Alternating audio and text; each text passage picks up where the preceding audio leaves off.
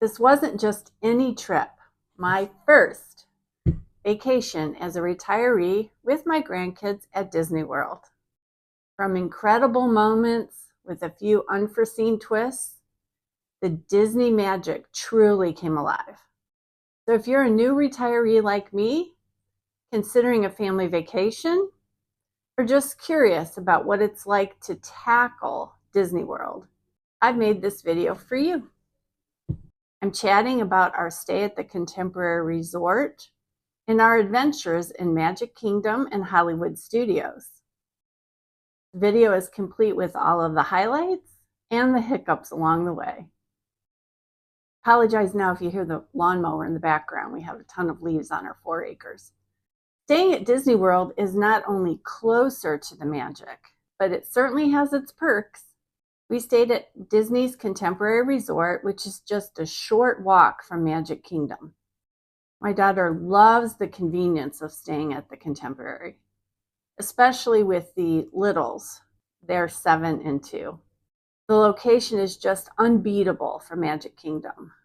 And from the balcony of the Contemporary Resort, you can see the castle and the fireworks. Plus, the security lines on the walk to Magic Kingdom are much easier and quicker. And if you prefer to ride and not walk, you can always catch the monorail on the 4th floor of the Contemporary. Now, there are several building options or towers, as they call them at the Contemporary Resort. This trip, we stayed in the A-frame tower, which is the main building. It was absolutely fantastic. But if you're looking for budget-friendly options on the same property, stay tuned. I'll talk about that in a minute. Our first day was all about easing into the Disney magic. We kicked things off with a yummy breakfast buffet at Chef Mickey's. The littles just absolutely loved this. Mickey, Minnie, Goofy, Pluto, and Donald visited our table. And we got plenty of pictures and autographs too. Since we had tickets to the Mickey's Halloween party that evening, we decided to walk around Disney Springs. We did this after breakfast, and then we had a prehistoric lunch reservation at T-Rex. And the dinos really steal the show. Us big kids weren't particularly hungry since we had just eaten a big breakfast, so we ordered some appetizers. I had cheesy skillet meatballs, and they were yummy. Then it was back to the Contemporary Resort to prep for Mickey's not-so-scary Halloween party. The littles dressed up in their favorite princesses, and we walked over to Magic Kingdom for the evening. If you didn't know, your ticket for the Magic Kingdom parties allows early entry at 4 p.m., and the party lasts until midnight. Any Magic Kingdom day guests that don't have a party ticket have to exit the park by 6 p.m. And let me tell you, if you haven't attended one of Magic Kingdom's holiday parties, well, you really should if you can. The decorations are amazing. And for Halloween, with everyone in costume and trick-or-treating, it's just the happiest Halloween on earth.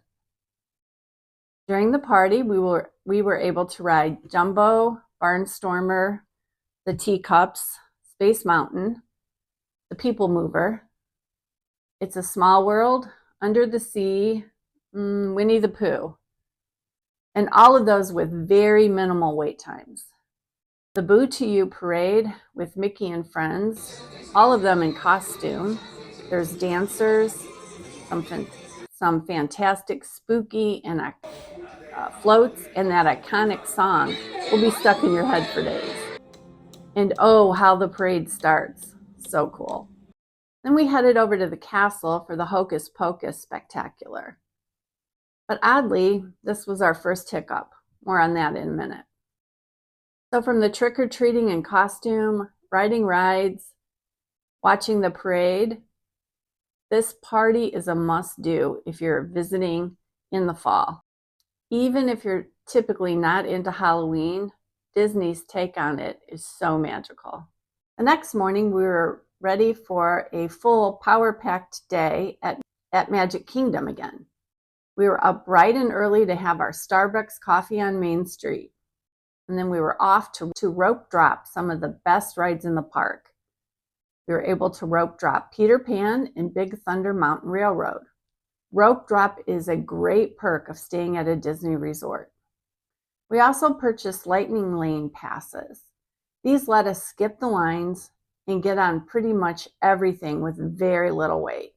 This included the new Tiana's Bayou Adventure, and oh my gosh, Tiana's was worth every bit of the hype. Let me just say my daughter absolutely rocks at using the lightning lane passes to the fullest. Then for lunch, we did something I'd never done before. We dined in Cinderella's castle. Seeing the princesses and experiencing the amazing food just made for such a special memory with the littles. We got lots of pictures and autographs. But by the end of the day, every Magic Kingdom ride was checked off, and this includes Tron, which they rode using an individual lightning lane pass. So here are my tips. Rope dropping is worth the early wake-up call, especially if you want to cover more ground. Lightning lane is key to riding without long waits.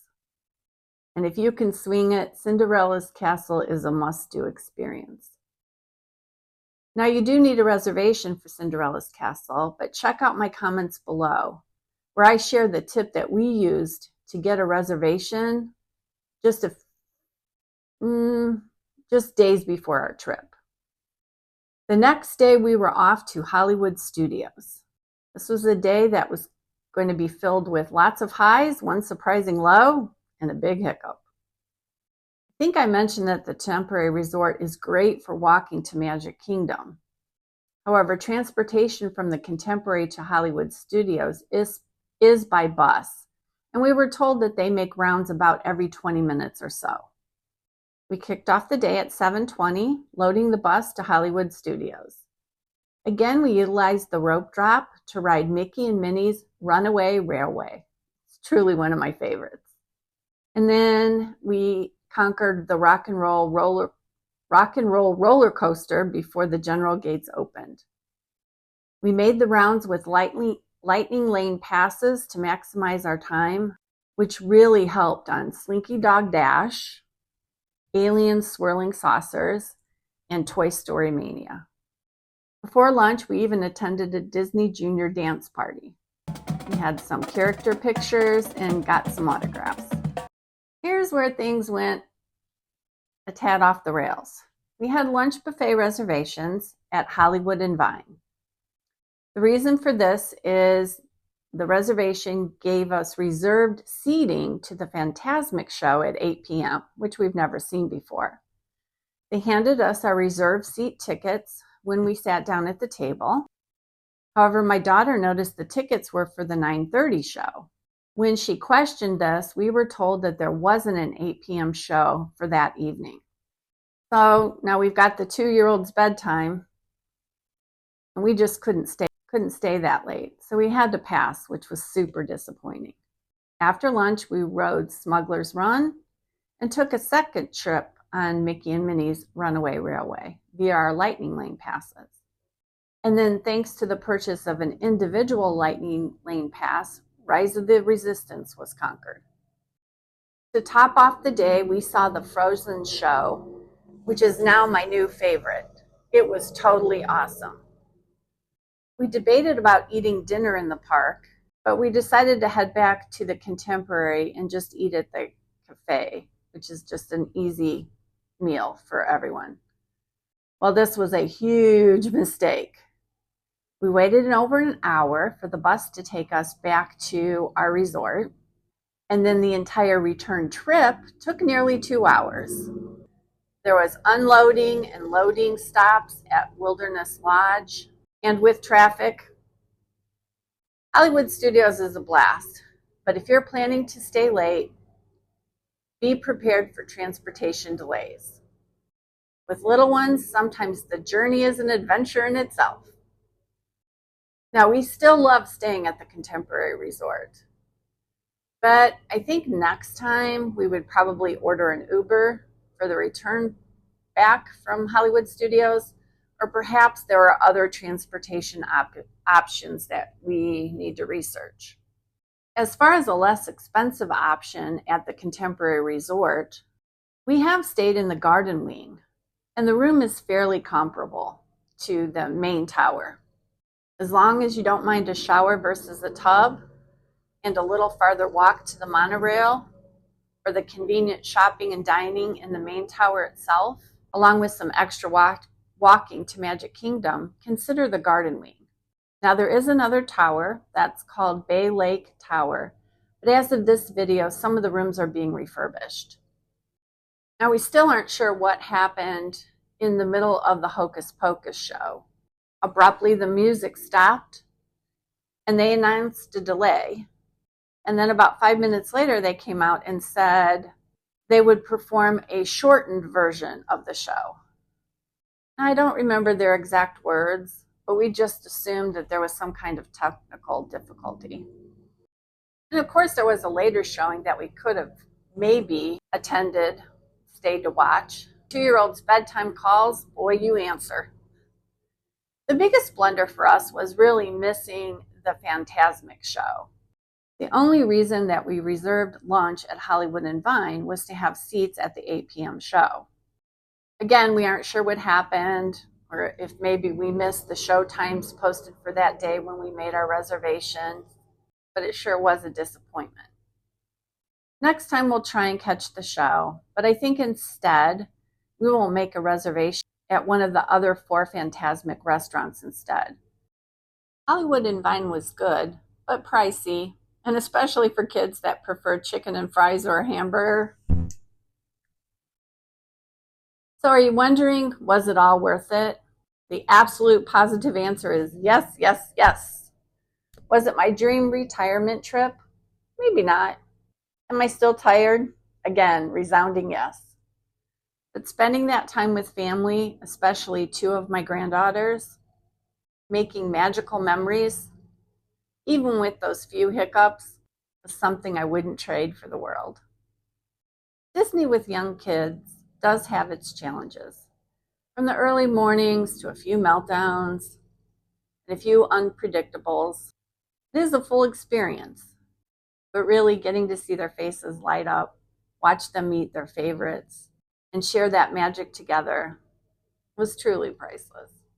I hope you don't let the potential chaos hold you back. If you are considering a big family trip like this, I suggest you go for it. The little moments make all the difference.